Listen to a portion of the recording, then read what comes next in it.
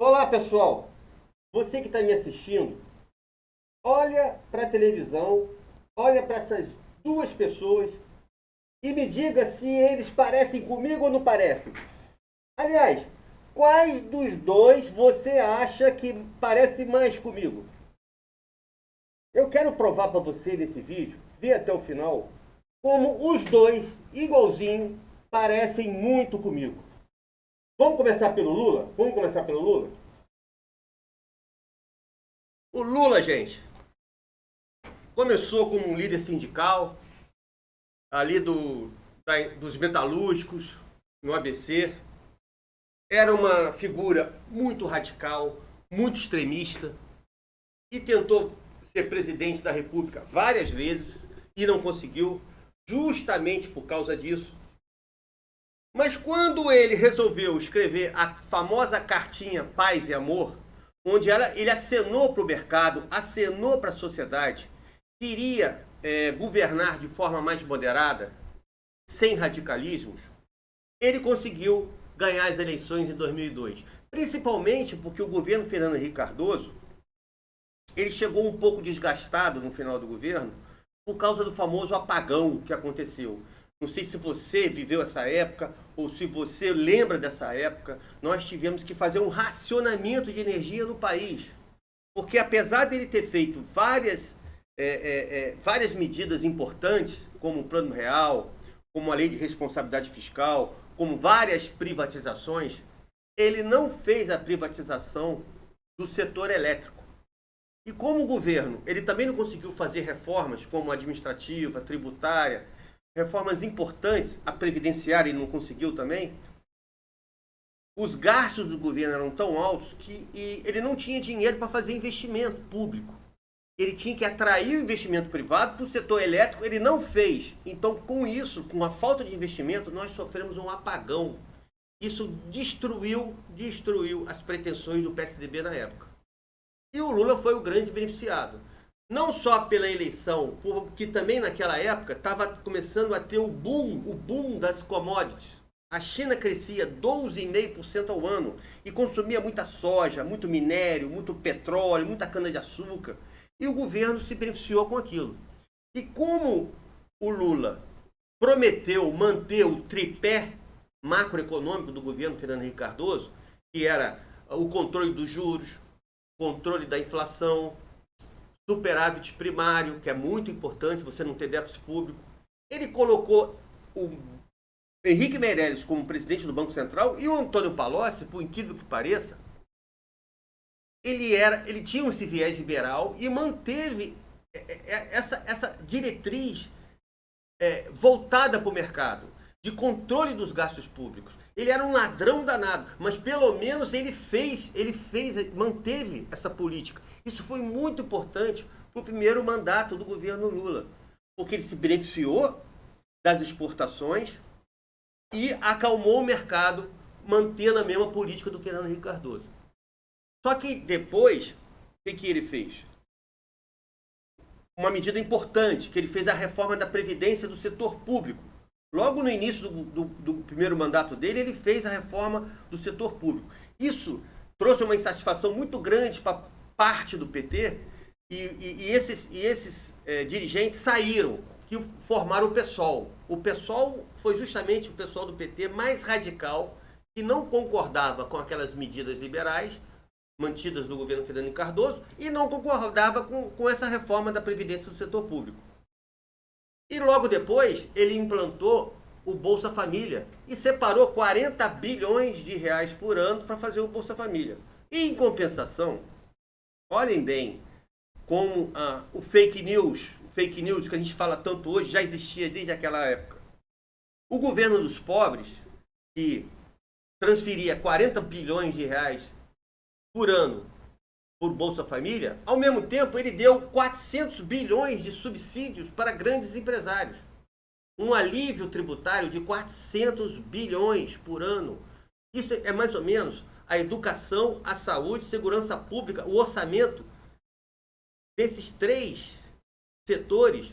Era como se a gente estivesse dobrando o investimento hoje na educação, da saúde e segurança pública. Olha como o Brasil é um país rico. é rico e desperdiça dinheiro. Além disso, ele ainda emitiu 750 bilhões de reais em títulos públicos que nós estamos rolando e que nós temos que pagar essa conta, além dos nossos filhos e nossos netos.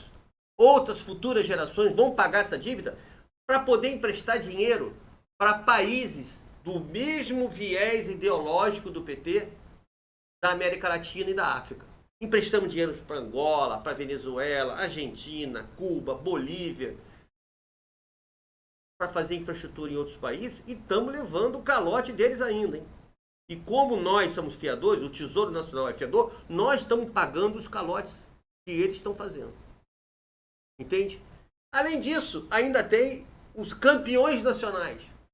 O PT ainda resolveu emprestar dinheiro para grandes empresários. O que eles fizeram? Vou dar um exemplo do JBS. Emprestou bilhões de reais para a JBS para ser uma empresa símbolo nacional, para virar uma multinacional. O que ela fez com esse dinheiro? Ela comprou outros frigoríficos do Brasil e montou um monopólio privado no país. Então, em vez de a gente estimular a concorrência, a competição, não, nós transformamos esses empresários em monopólios privados. E para beneficiar justamente o PT com financiamento de campanha. Então, olha quanta coisa ruim foi feita. E falar da corrupção, ele foi eleito em 2002, em novembro de 2002, e em 2003 ele assumiu, e em 2003 já montou o Mensalão. O Mensalão foi montado no primeiro governo, no primeiro ano do primeiro mandato do governo Lula, para comprar os parlamentares, para ter apoio no Congresso. Depois teve o Petrolão, que foi o maior assalto do mundo.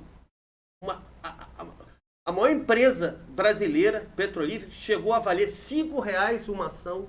Uma ação da Petrobras chegou a valer R$5 por causa dos escândalos de corrupção, que você sabe disso. Foram 35 bilhões de reais desviados da Petrobras. Um escândalo. Foi talvez o maior escândalo de corrupção do mundo. Foi o que aconteceu. No segundo mandato do governo Lula, na metade do segundo mandato, veio a crise de 2008. Aquela crise das hipotecas americanas. E ele falou que aqui essa crise ia chegar como uma marolinha. Sabe o que ele fez quando chegou aquela marolinha aqui? Ele acabou com o tripé macroeconômico do governo Fernando Henrique Cardoso e substituiu pela nova matriz econômica, que significa aumento dos gastos públicos.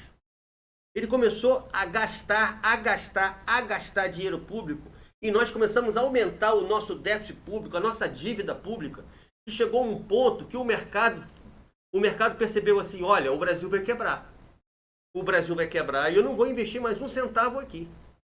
Isso foi passado para a Dilma, no governo. A Dilma deu continuidade com o senhor Guido Mantega, com aquela turma do Ministério da Fazenda que destruiu as contas públicas e o Brasil foi para a bancarrota.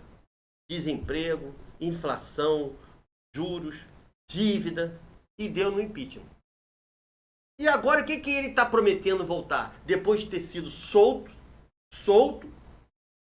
não porque é inocente, solto porque depois de 5 anos o Supremo Tribunal Federal chegou à conclusão que a jurisdição para julgar o caso do Lula não era Curitiba, era em Brasília. Agora volta tudo a estaca zero. E prescreveu tudo, né? Tantos anos se passando, ele com a idade de 77 anos.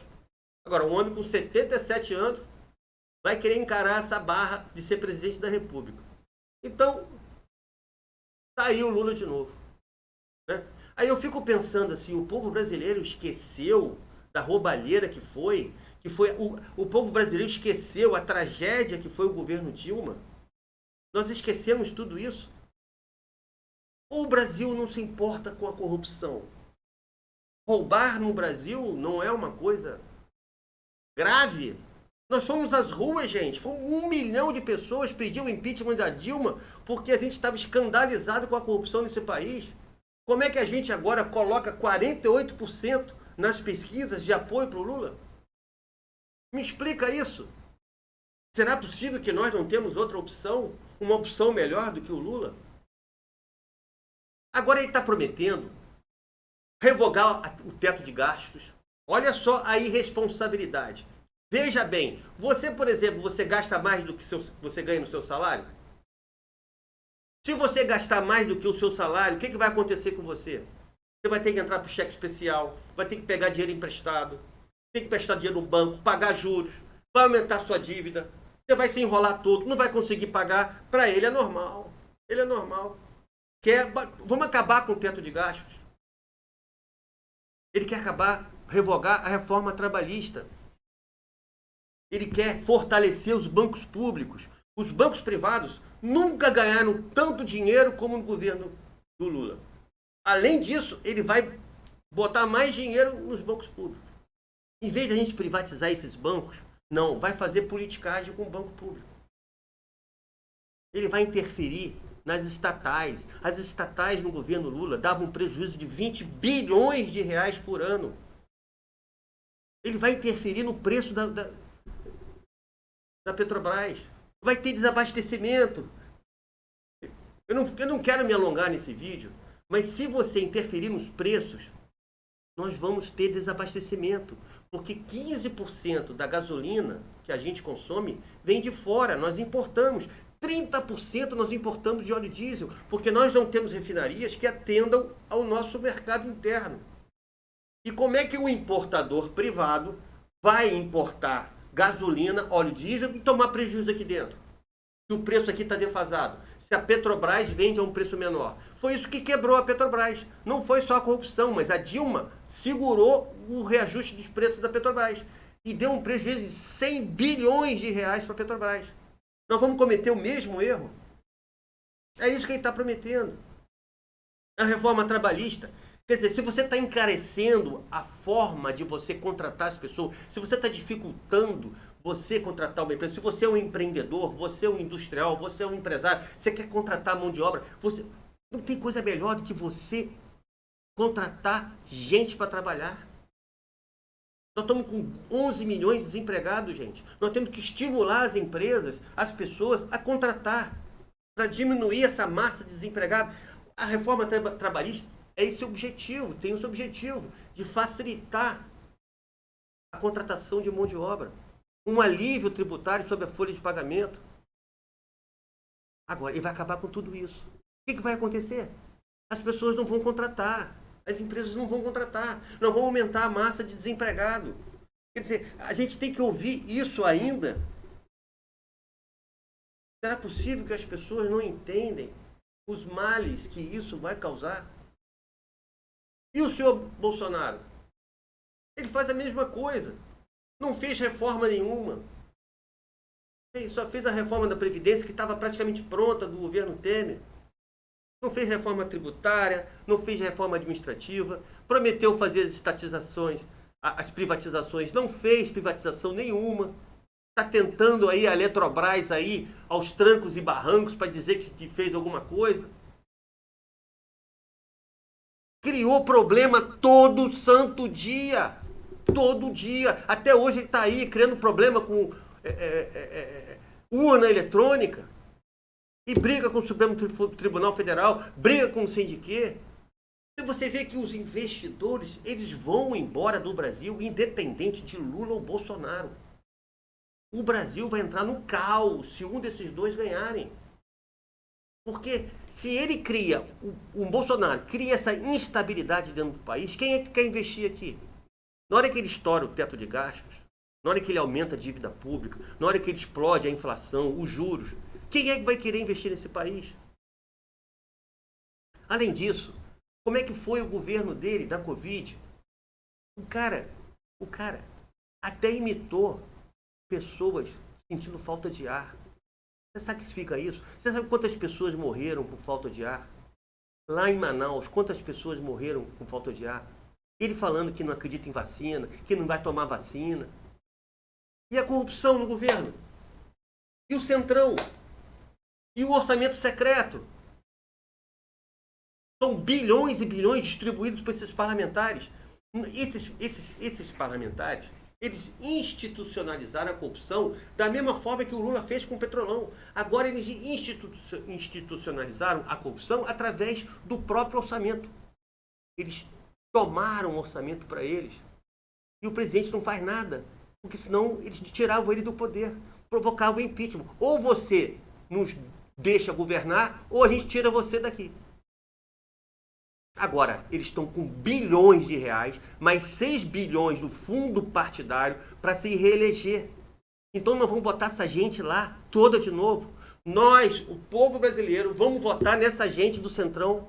Vamos colocar todos eles lá. E vamos escolher um entre esses dois aí.